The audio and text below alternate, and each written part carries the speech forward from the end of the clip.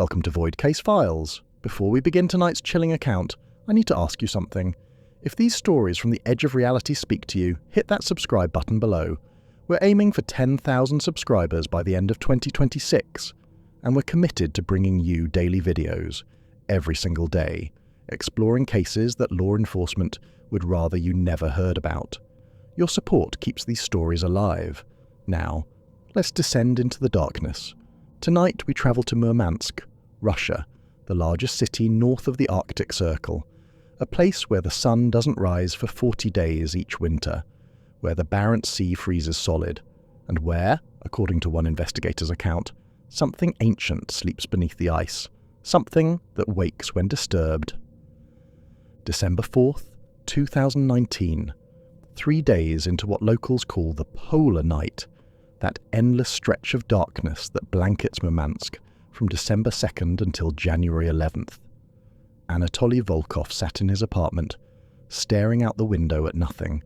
At 4:15 in the afternoon, the world outside was as black as midnight, broken only by artificial lights that lined Lenin Prospect.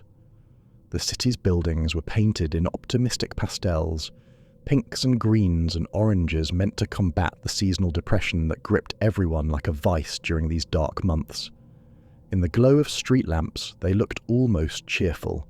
Almost. Anatoly was 38 years old, 17 years into his career as a senior investigator with the Murmansk Oblast Police Department. Missing persons and maritime incidents, that was his specialty. In a city built on fishing and naval power, he rarely had a shortage of work.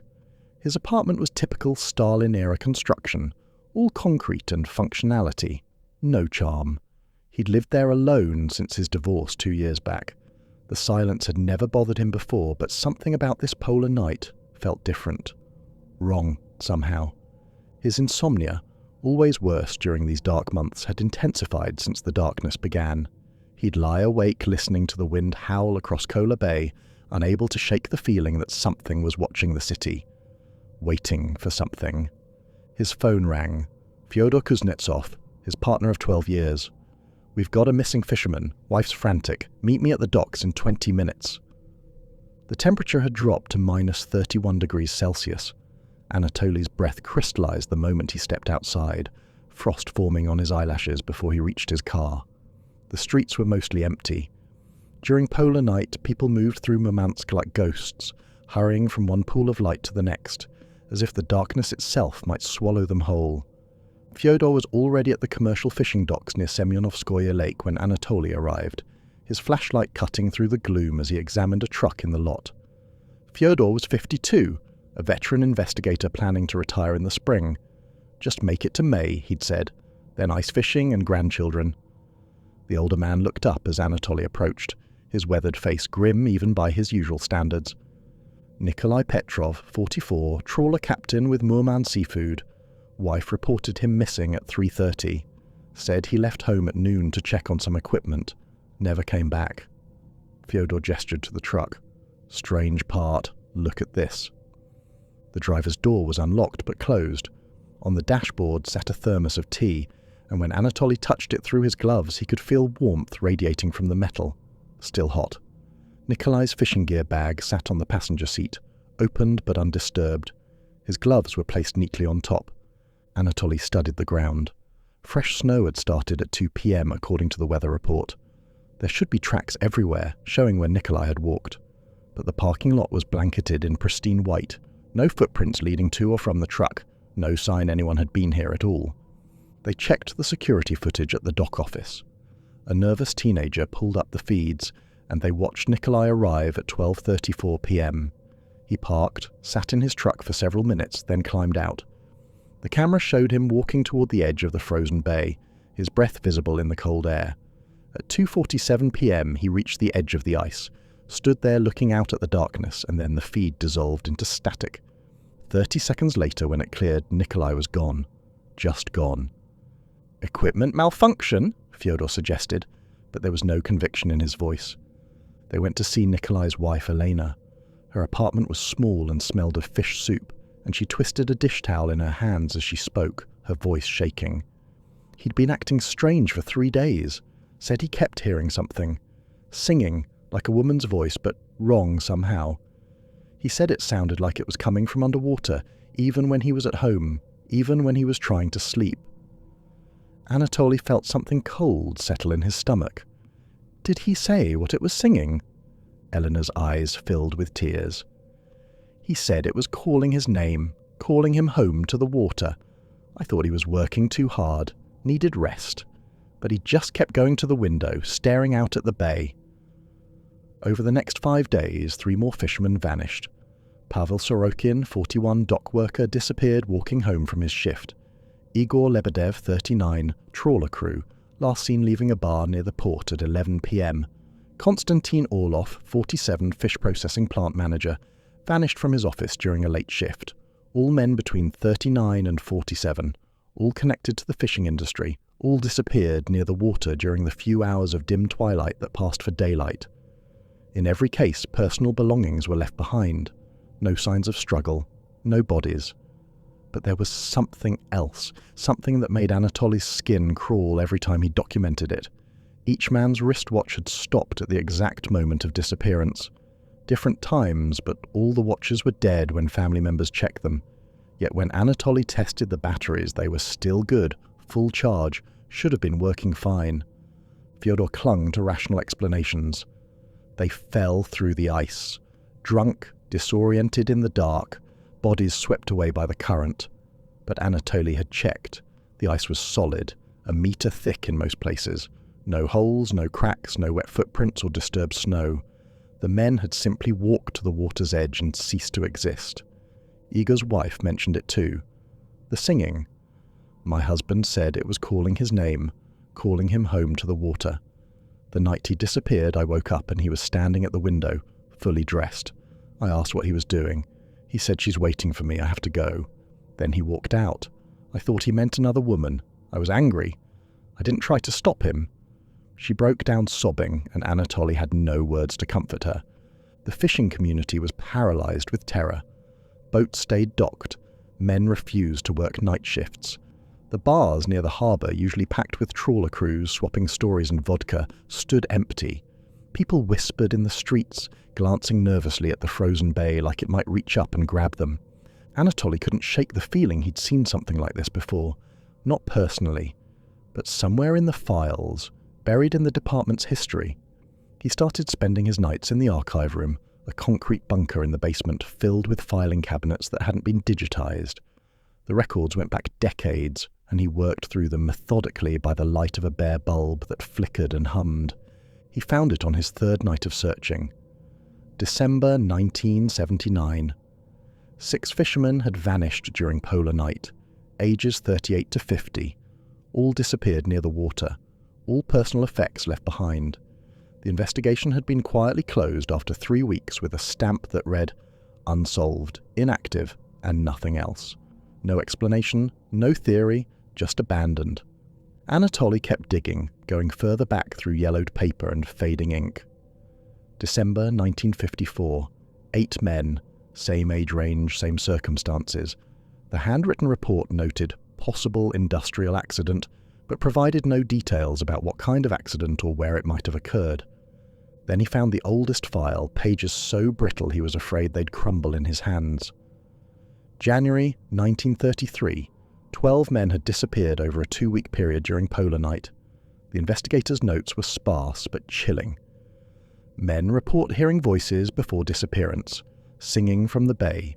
Families speak of old legends. Investigation suspended by order of Moscow. Someone had underlined that last sentence twice, hard enough that the pen had torn through the paper. Anatoly spread the files across the archive table and noticed something else. Each cluster of disappearances coincided with construction or industrial work in Kola Bay. In 1933, there had been expansion of the port facilities to accommodate Stalin's growing fishing fleet. In 1954, construction of new trawler docks and underwater infrastructure. In 1979, installation of underwater pipelines for the naval base. And now, 2019, he remembered seeing the notices posted around the harbour. North Arctic Development Corporation had begun drilling for a new deep-water terminal expansion on November 18th. 2 weeks before polar night began. The connection was unmistakable. Disturb the bay and men disappear. Always during polar night. Always the same kind of men, fishermen and sailors, men who knew the water. Always the same method, walking calmly to the ice and vanishing without a trace. And Anatoly needed answers that wouldn't be found in police files. He needed to talk to someone who remembered the old stories, the ones that predated Soviet rationalism and scientific materialism. He needed Grigory Mikhailovich. The bar was called Vodyanye, established in 1927, one of the oldest continuously operating establishments in Murmansk. It was a small place near the port, all dark wood and fishing nets on the walls, smelling of tobacco smoke and old beer that had soaked into the floorboards over decades. A few men sat scattered at tables, speaking in low voices that stopped when Anatoly entered. Eyes turned toward him with a suspicion that small communities always show outsiders, even if the outsider is local police. Grigory sat in a corner table, nursing a glass of clear liquid. The old man was 76, his face weathered like driftwood, hands gnarled from decades of working trawler lines in the Barents Sea. He'd retired 15 years ago, but still came to Vodyanye every night. Same table, same drink, like a ritual he couldn't break. "Investigator Volkov," Grigory said without looking up. "Wondered when you'd come asking questions." Anatoly sat across from him. "You know about the disappearances?" "Everyone knows, just like everyone knows not to talk about it." Grigory took a sip of his vodka. "But you're here anyway. Means you found the old files. Means you're smart enough to see the pattern." "I found patterns. I found cases going back 90 years. What I didn't find was explanations." Grigory was quiet for a long moment, just the sound of wind rattling the windows and low conversation from the other tables. Then he leaned forward, his voice dropping to barely above a whisper. "My grandfather worked the Barents Sea when this city was still called Romanov on Murman, before the revolution, before the Soviets, when the Tsar was still in his palace dreaming of empire. My grandfather told me stories before he died, stories his grandfather told him, stories that go back to when the Pomor fishermen first settled the Kola Peninsula, centuries ago." "What kind of stories?" "The legend of the Vodyanye Nevesty, the water brides." Grigory's eyes went distant, seeing something beyond the bar's walls. Not quite Rusalka, not quite Vodyanye, but something older than both. Something that lived in the depths of Kola Bay long before humans came here, long before we built cities and docks and filled the water with our ships and our noise. The temperature in the room seemed to drop, though the radiator continued hissing in the corner. Anatoly felt the hairs on his arms stand up beneath his coat. The Pomor fishermen learned the rules quickly, or they didn't survive. Never fish during polar night. Never disturb the deep ice where it's thickest and oldest. Never answer if you hear your name on the wind, no matter whose voice speaks it. They knew the water brides lived in the bay, sleeping in the darkness and cold, and they knew what happened to men who forgot the rules or were too arrogant to follow them. "What happened?" Anatoly asked. Though part of him already knew, had known since he'd seen Nikolai's warm thermos and pristine snow. "The brides call to men, always men who know the water, who belong to the sea in their bones. Fishermen, sailors, men who've spent their lives on the bay, who understand its moods and currents. The water brides want husbands, you understand. Companions in the deep, people to share the long darkness with. When they wake, when something disturbs their sleep, they sing. And the men who hear that singing can't resist. It gets inside them, works through their minds like roots through soil. They walk into the bay and they're never seen again." Grigory's hands tightened around his glass. But here's the important part. The part the authorities never wanted to believe. They're not dead. The men aren't dead. They're changed, transformed into something else. They become part of the ice, part of the depths. They belong to the brides now, and they'll spend eternity down there in the cold and dark. Anatoly thought of the security footage. Nikolai walking calmly toward the bay like a man going home after a long day. How often does this happen? Every 70 years or so, someone forgets. Someone new comes to the city, or someone who grew up here decides the old stories are just superstition. They drill, or build, or blast, disturb the deep places where the brides sleep, and the brides wake up angry, wake up hungry for what was taken from them. Grigory drained his glass and poured another from a bottle under the table. The Pomor knew how to keep the peace. They made offerings before Polar Night every year, bread and salt at the water's edge, prayers to keep their men safe, to let the brides sleep undisturbed. It worked for centuries, Investigator. Centuries of men coming home to their families, of boats returning full of fish, of the bay giving life instead of taking it. What changed? The Soviets came. Stalin's people with their science and their certainty that the old ways were primitive nonsense holding back progress. Religion was outlawed, rituals forbidden, the offerings stopped. My grandfather made them in secret for years, sneaking down to the water before dawn, but eventually even he gave up. Too dangerous, and besides, everyone said he was crazy, clinging to dead traditions. Grigory met Anatoly's eyes. 20 years after the offerings stopped, the first men disappeared. 1933. You found that file, didn't you? Anatoly nodded slowly. You can't stop them. That's what you're saying. I can't save these men. You can't stop the brides, no. But you can stop what woke them. Stop the disturbance, let the bay heal, and they'll return to sleep. They'll keep the men, the ones they've already taken, but they'll stop hunting for more. Grigory's face was grave. But that means ending the construction, shutting down whatever project is tearing into the bay floor, and we both know how likely that is. Anatoly tried to share his findings with Fyodor the next day, but his partner wasn't interested in folklore. These are modern times, Fyodor said, rubbing his tired eyes. They were in the office, surrounded by case files and cold coffee, the fluorescent lights humming overhead. Men don't vanish because of fairy tales. There's a rational explanation. Has to be. Maybe toxic gas from the drilling, some kind of leak that causes hallucinations, makes them wander off and fall through weak ice we haven't found yet. There's no weak ice, Fyodor. We've checked the entire bay. It's solid. Then we haven't checked thoroughly enough. But even Fyodor looked uneasy when Anatoly showed him the pattern of construction and disappearances, the timeline that stretched back 90 years. The evidence was hard to dismiss, even for a man who'd built his career on facts and procedure. That night, December 12th, Anatoly stayed late at the office finishing paperwork. Fyodor had gone home hours ago to his wife and dinner and the warm normalcy of family life. The building was empty except for Anatoly, just the hum of old radiators and the wind battering the windows like it wanted to get in. At 11:47 p.m., he heard it.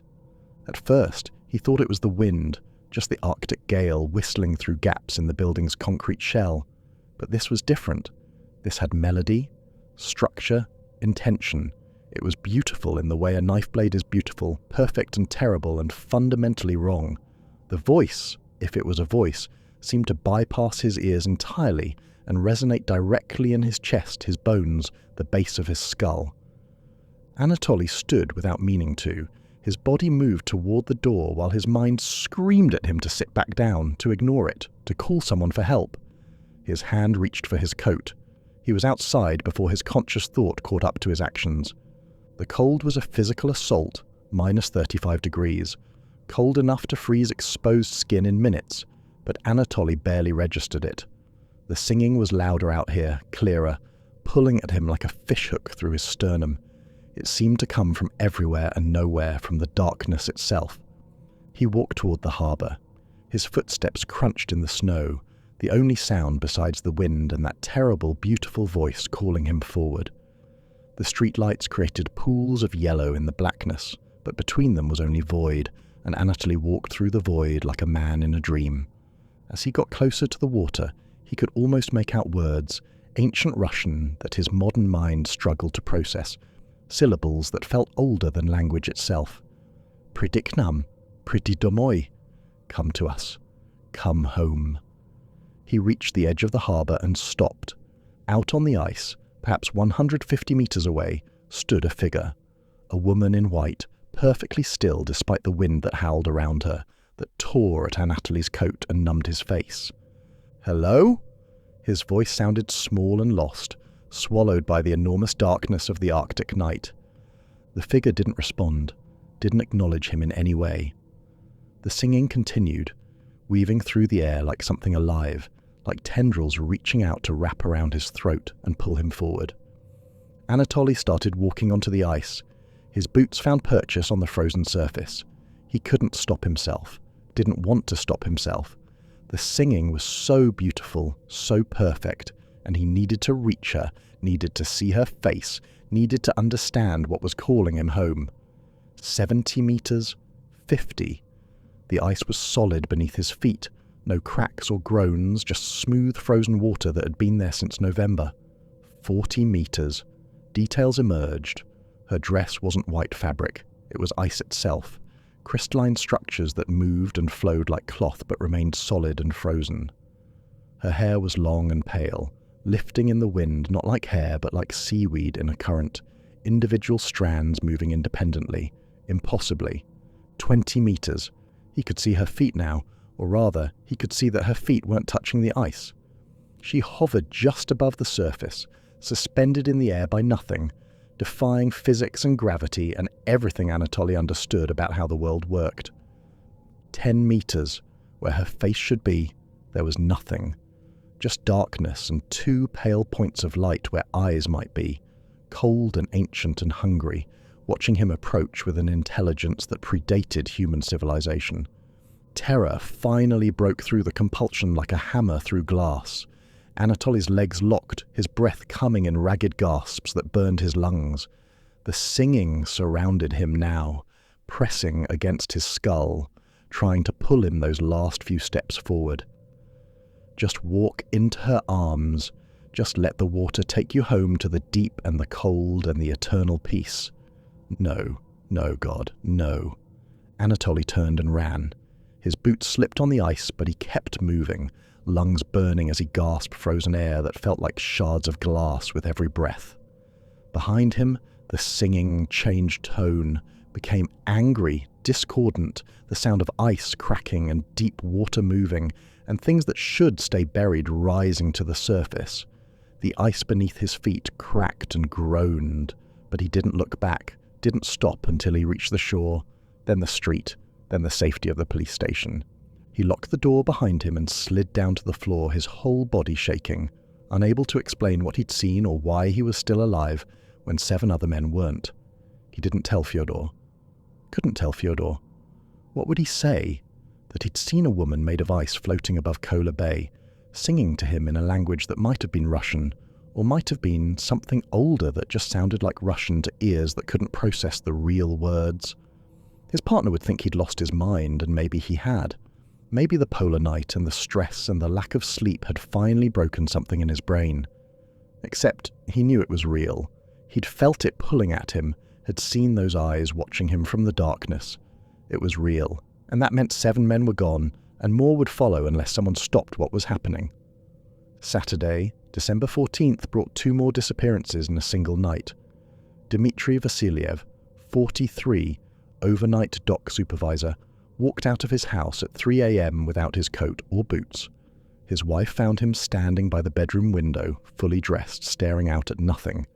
When she asked what he was doing, he said, "My mother is calling me. I have to go to her."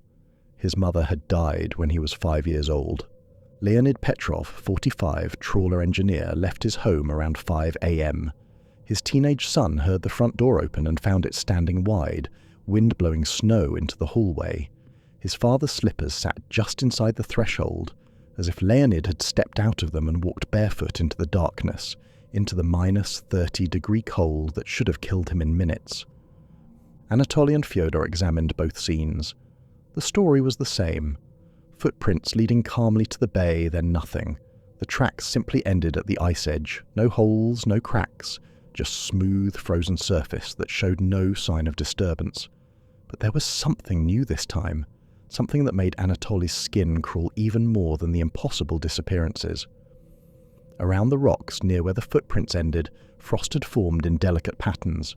Not random crystallization, but structures that looked almost like reaching hands, fingers extended toward the shore as if trying to pull something, or someone, into the water. "In 30 years, Fyodor said quietly, staring at the ice with something close to fear in his eyes. "I've never seen anything like this. Never." From where they stood, they could see the drilling site perhaps a kilometre distant. Massive lights illuminated the operation 24 hours a day. Even now, at what should have been dawn but was only deeper darkness, the sound of machinery grinding into the bay floor echoed across the ice like a mechanical heartbeat, regular and relentless. Anatoly called North Arctic Development Corporation from his office. The site manager, Andrei Petrov, was dismissive to the point of hostility. "We're on schedule. Weather delays cost millions.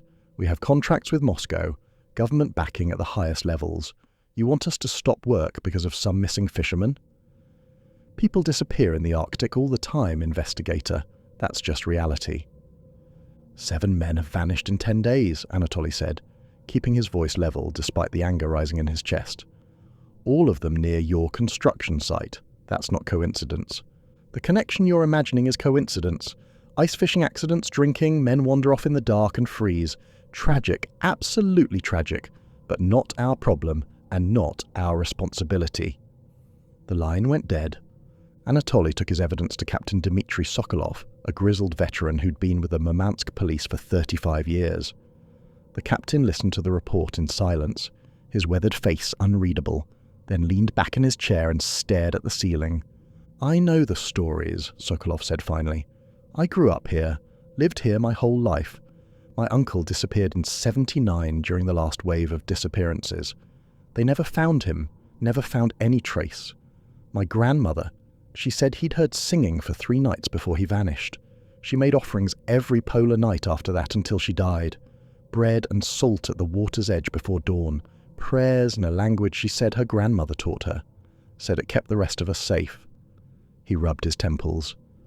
"I thought she was just traumatized, you know, driven a little crazy by grief. But now I wonder, can you order the drilling stopped?" "I already did. They ignored me. They have contracts with Moscow, connections in the Kremlin probably. We're just local police trying to enforce local regulations. We can't touch them." The captain's voice was bitter. "They'll drill until they're done or until something forces them to stop, and by then who knows how many more men will walk into the bay." Anatoly went back to the archives, going further back than the police files, into city records and historical documents. He found references to the Pomor fishermen who'd first settled the Kola Peninsula in the 15th century. They'd developed elaborate rituals around polar night, ceremonies passed down through generations with the weight of absolute necessity. The most important ritual happened on the night before polar night began. The eldest fisherman would take bread and salt to the water's edge, make prayers to the sea and the ice, asking for protection through the dark months, asking the things that lived in the deep to sleep peacefully, to leave the men of the village alone. The ritual had been performed for centuries without fail. Then, in the 1920s, the Soviets came with their certainty that religion was the opiate of the masses and superstition was the enemy of progress. The rituals were forbidden, the offerings banned, the old ways crushed beneath the weight of scientific materialism. The offerings stopped, and 20 years later, in 1933, the first wave of modern disappearances began. Anatoly finally understood. The offerings hadn't been superstition or primitive magical thinking. They'd been a contract, an agreement between the fishermen and whatever lived in the depths of Kola Bay. "We won't disturb you if you leave our men alone." For centuries, both sides had honoured that contract. Then humans broke it, forgot it, decided it didn't matter. And now, every few decades when construction disturbed the bay, the contract's absence was felt. The brides woke hungry and angry and men paid the price. Monday morning, December 16th, 5:15 a.m., Fyodor didn't come to work. In 27 years with the police department, Fyodor Kuznetsov had never missed a shift, not once. He was as reliable as the tides, as predictable as the seasons. Anatoly called his partner's phone. No answer. Called again, already knowing something was wrong, already feeling dread pooling in his stomach like ice water. He drove to Fyodor's apartment, through streets still dark as midnight, speeding past the grey Soviet blocks that dominated the outskirts. The building was identical to 100 others, concrete and functional. built to house workers efficiently with no thought for beauty or comfort. Anatoly took the stairs 3 at a time to the 4th floor. Fyodor's wife Oksana answered the door with a face pale and streaked with tears. "He's gone," she said, her voice breaking. "He left at 4 a.m, just walked out. He was standing by the window when I woke up, and I asked what he was doing, and he said, 'Our daughter is calling me. Oksana. I have to go to her. But Natasha died 6 years ago in a car accident. She's dead. She's been dead for 6 years. Anatoly's world tilted. Which way did he go? Toward the water. He always goes toward the water. Anatoly ran to his car, tires squealing as he raced toward the harbour. He knew where Fyodor would go, where they all went. The drilling site, the source of the disturbance, the wound in the bay that had woken the brides from their sleep. The construction site was bathed in harsh white light from portable generators that hummed and rattled. The drilling platform stood at the centre, a skeletal structure of metal rising from the ice like bones.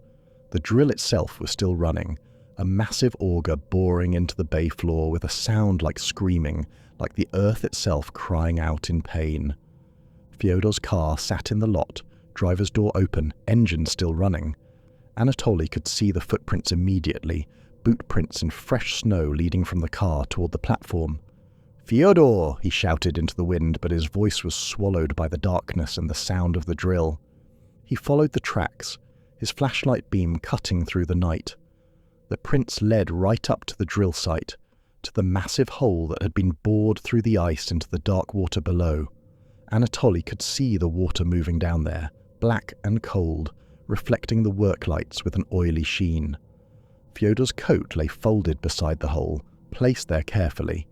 His police badge sat on top of the coat next to his service weapon, arranged with precision.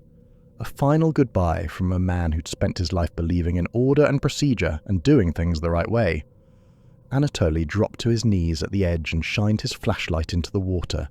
For a moment there was nothing but blackness and the smell of brine and ancient cold, then movement in the depths, pale shapes rising slowly deliberately, with the grace of dancers or drowning men. 7 of them. 1 for each missing fisherman. They moved with fluid precision, bodies that were and weren't human anymore. Pale skin that reflected light like ice.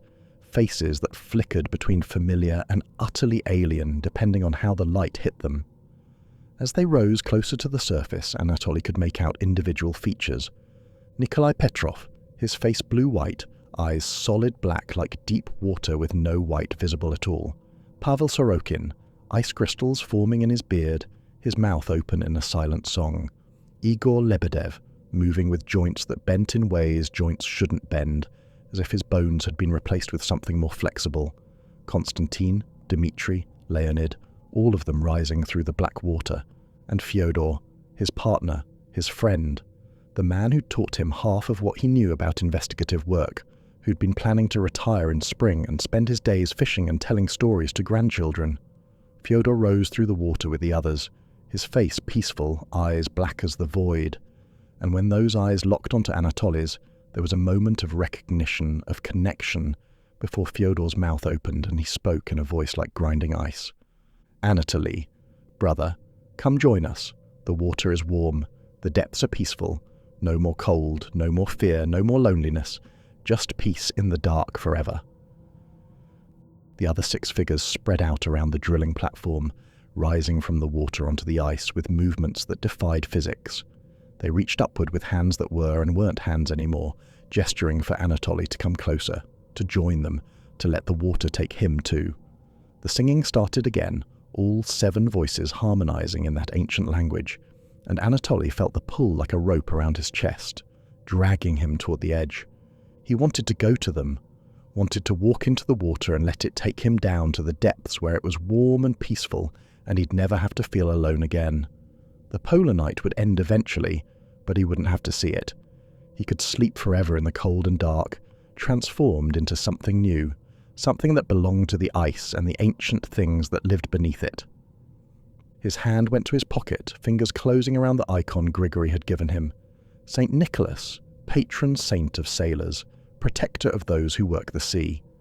The metal was freezing cold, burning his palm even through his glove, But the pain helped, cleared his head enough to think, to remember why he was here. Stop the disturbance. End the drilling. Let the bay heal. Anatoly tore his gaze away from Fyodor's black eyes and ran toward the drilling platform. The 7 figures moved to intercept him, but he was faster, driven by desperation, and the small part of his mind that was still his own. He reached the control panel, housed in a metal box at the base of the drill, and raised the sledgehammer he'd grabbed from his car. The first blow dented the panel, the second crumpled it, the third sent sparks flying, and the drill's constant screaming changed pitch, became erratic, grinding and shrieking like a dying animal. The fourth blow killed it completely. Silence fell across the bay like a blanket, so sudden and complete that Anatoly's ears rang.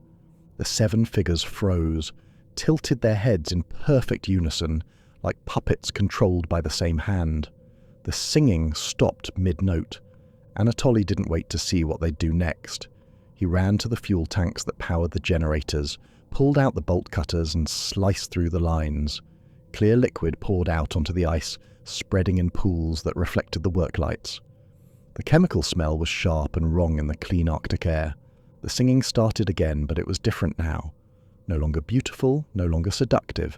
This was fury, the sound of ice cracking across kilometers, of deep water moving in winter, of ancient things that had been sleeping and were now awake and angry about it.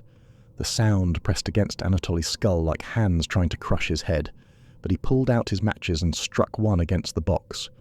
"This is your bay," he shouted into the wind, into the darkness, into the void. "I'm giving it back. Just let them rest. Please, I'm begging you. Just let them rest." The flame seemed impossibly bright against all that darkness, a tiny point of light that shouldn't matter but did. He threw it. The explosion was instantaneous and enormous. Anatoly was picked up and thrown backward like a child's toy, landing hard on the ice 30 feet away. His ears rang. His vision swam with spots. Through the flames and smoke and terrible heat, he could see the drilling platform collapsing, metal twisting and melting like wax, the drill itself tumbling into the hole it had created, disappearing into the dark water below. Then he heard the ice. Not the small pops and groans of normal freezing and thawing, but deep cracks that ran through the bay like lightning, like fault lines opening in the earth. The hole the drill had made was closing, freezing over with impossible speed. Ice spread across the water like healing skin, like a wound knitting itself shut, sealing the bay once more. The 7 figures were descending. Anatoly watched through blurred vision and the haze of smoke as they returned to the water one by one. Nikolai first, his ice-crusted face turning back toward the shore one last time before he sank beneath the surface. Pavel, Igor, Konstantin, all of them returning to the depths they'd been called from. Fyodor was last. He stood at the edge of the rapidly closing hole, and for a moment he just looked at Anatoly. Really looked at him, and in those black eyes something flickered, something that was still Fyodor Kuznetsov, still the man who'd been his partner and friend. Recognition, understanding, gratitude, an entire conversation in a single glance. "Goodbye, brother. Thank you for ending it. Thank you for setting me free." Then Fyodor stepped backward into the water and was gone. The ice ceiling shut above him with a sound like a sigh, like the bay itself exhaling after holding its breath for weeks. 60 seconds later, Kola Bay was smooth and unbroken, the ice pristine as if the drilling platform had never existed. The only evidence of what had happened was a scorched patch on the surface and the smell of burning fuel that the wind was already carrying away.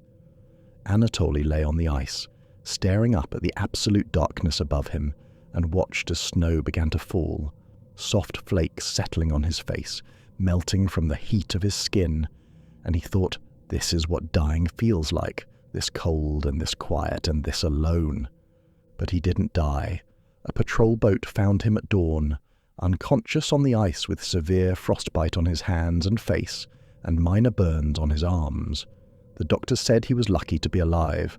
Another hour and the cold would have killed him, shut down his organs one by one until there was nothing left but another frozen body on the ice. The official report listed the drilling platform's destruction as an equipment malfunction. Fuel leak, faulty wiring, catastrophic failure. These things happen in extreme conditions. Everyone agreed. North Arctic Development Corporation issued a statement announcing they were abandoning the Kola Bay expansion project. Too dangerous, they said. Geological instability, unforeseen complications, not worth the risk or the potential liability. The site was too dangerous to continue operations. The 7 missing men were declared dead, lost in the industrial accident. Families held closed casket funerals for bodies that would never be recovered, never be found, were resting now in depths no one would ever reach. The city mourned with a particular grief that Arctic communities know well, the acceptance that the sea and ice sometimes take people and don't give them back. And then, as cities do, Murmansk moved on.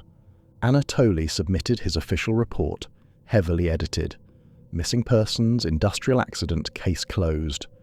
No mention of singing or women made of ice or men rising from black water with eyes like the void.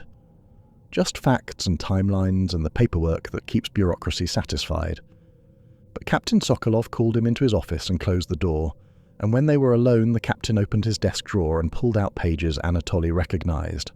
The real report, the one he'd written before going to the drilling site, the one that told the truth about what was happening. "I read it," Sokolov said quietly. "Every word. I believe you.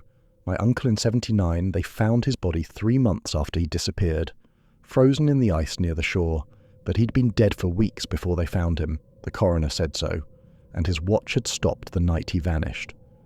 My grandmother, until the day she died, said she could hear him sometimes at night, singing in a language she didn't recognize, a language that made her teeth ache just from hearing the sounds."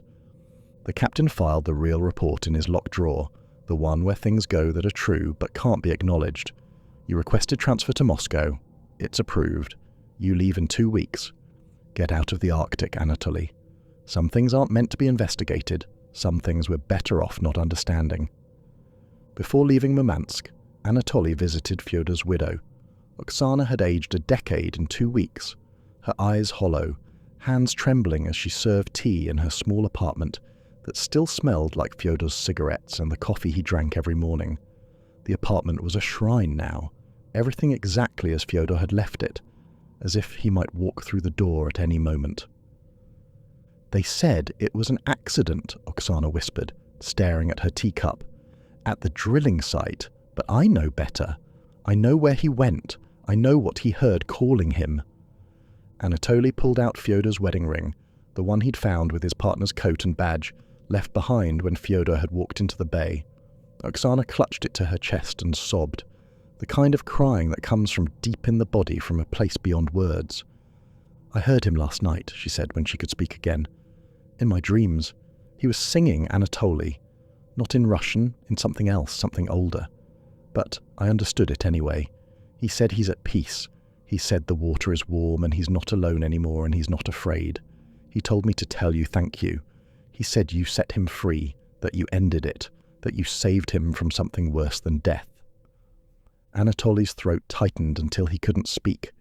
He just held Oksana's hand while she cried. This woman who'd lost her husband to something she couldn't explain to anyone who hadn't seen it, who'd spend the rest of her life knowing the truth but never being able to speak it. On his last day in Murmansk, Anatoly drove to Kola Bay one final time.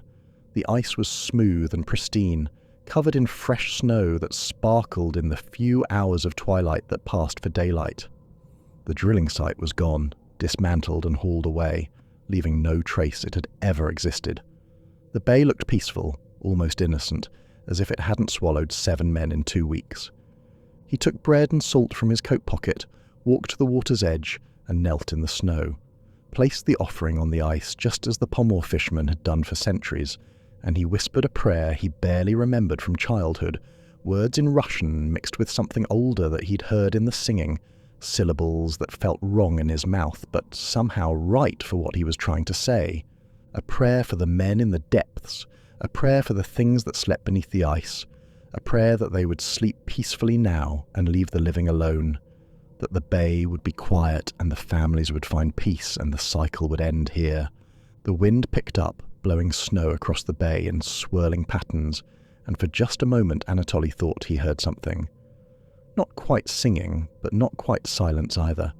An acknowledgement maybe, an acceptance. The bay had what it wanted, the disturbance had ended, the contract was renewed, written in bread and salt and blood and sacrifice. Then there was only wind, and Anatoly stood and walked back to his car and drove away from Murmansk for the last time. March 2020, Moscow. Anatoly's new apartment was in a modern building with triple-pane windows and heating that actually worked, where the elevator didn't break down twice a week and the hallways didn't smell like boiled cabbage and old concrete. The sun rose every morning, dependable and warm, and he watched each dawn like it was a miracle, like proof that darkness wasn't eternal and the world could be normal again. His new assignment was corporate fraud, white-collar crime following money trails and interviewing executives who lied about quarterly earnings. Boring work, safe work, no disappearances, no mysteries, just numbers and lies and things he could understand and solve with spreadsheets and subpoenas. But sometimes, late at night when Moscow was quiet and 3 million people were sleeping in their warm beds, he heard singing. Faint and distant, like something calling from very far away, across kilometers and time zones and the gulf between the living and whatever the men in the bay had become. It was impossible. He was 1,800 kilometers from Murmansk. There was no ice here, no bay, no depths where ancient things slept. But he heard it anyway, and he knew he'd hear it for the rest of his life, a reminder of what he'd seen and what he'd lost, and what was still out there waiting in the cold and dark. He told himself it was just the wind, just the radiator pipes expanding and contracting, just his imagination playing tricks in the hours before dawn. He knew he was lying. In April, a letter arrived from Murmansk, Grigory's shaky handwriting on the envelope. "The bay is quiet," the old fisherman wrote. "The brides sleep again. The men who walk the docks no longer hear singing.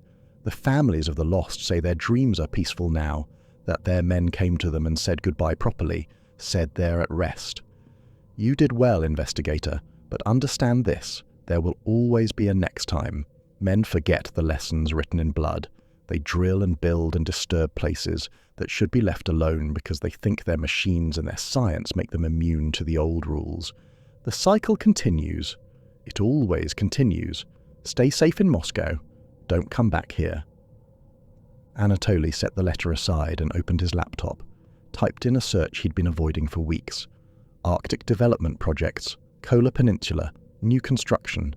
The results made his blood run cold. 15 different proposals from companies he'd never heard of.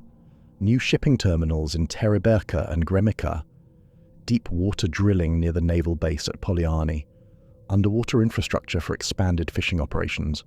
All across the peninsula, corporations were planning to expand, to dig, to disturb the places where ancient things slept, and every proposal had government approval, Moscow's blessing, money behind it that wouldn't be stopped by warnings from a former Murmansk investigator who'd lost his mind during Polar Night.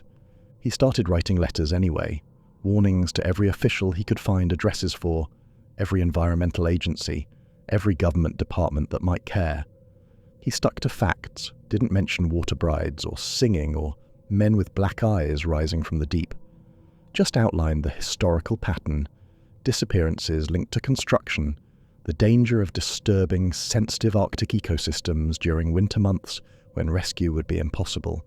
Every letter was ignored or dismissed, too superstitious for modern policy-making, too unscientific for environmental review, too inconvenient for the machinery of progress and profit that had already started moving.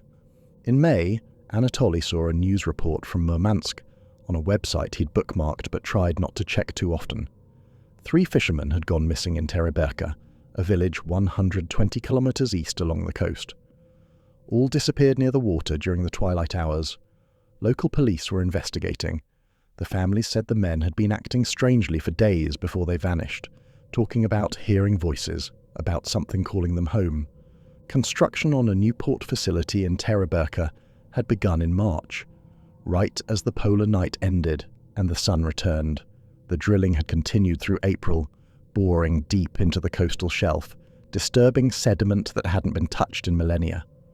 Anatoly closed his laptop and walked to the window of his Moscow apartment, looked out at the city stretching to the horizon, millions of lights pushing back the darkness, millions of people living and working and loving and dying without ever thinking about what might be sleeping in the deep places of the world, in the cold water beneath ancient ice, where things older than human memory wait and watch and dream. But Anatoly knew, he would always know, and knowing changed everything, made him see the world differently, made him understand that civilization is just a thin layer of light and noise spread across a planet that belongs to older things, things that were here first and will be here long after humans are gone. Some things sleep beneath the ice. Some things are older than cities, older than countries, older than the language we use to name them. Some things made agreements with the people who first came to their shores, contracts written in bread and salt and respect and fear. And some things will always wake when you disturb their rest, will always call to the men who know the water, will always take what they're owed. The cycle continues because humans never learn, because we believe our technology makes us immune to the old rules, because we've forgotten how to be afraid of the right things. And somewhere, in some deep bay or hidden lake or dark river, the water brides are sleeping, waiting, listening for the sound of drills and machinery, for the vibration of human industry disturbing their ancient peace, waiting to sing again. Thank you for joining me for another Void Case file. If this story unsettled you, good, it should. The Arctic keeps its secrets in the ice, and some secrets don't want to be found. Remember to subscribe for daily content. We're aiming for 10,000 subscribers by the end of 2026, and we need your help to get there. Until tomorrow night, stay safe, and remember, not everything that calls your name wants to bring you home.